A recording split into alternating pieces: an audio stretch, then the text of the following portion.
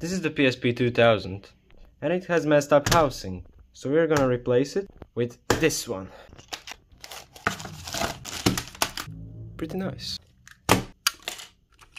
We will start by unscrewing back 4, bottom 1 and top 2 screws. Spudger will remove the faceplate, remove the screen and the rest of the components.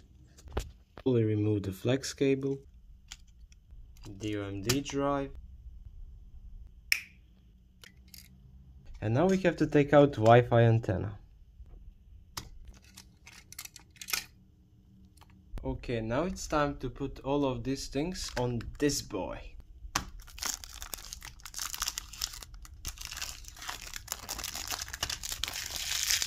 Let's start by putting UMD drive. Now to put the rest of the stuff.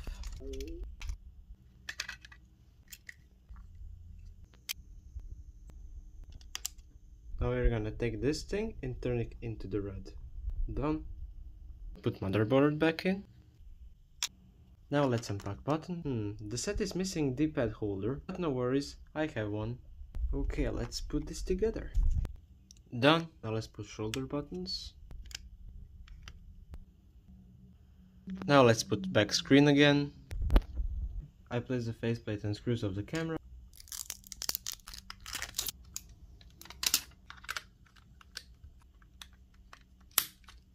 And now let's see, does it work? It charges.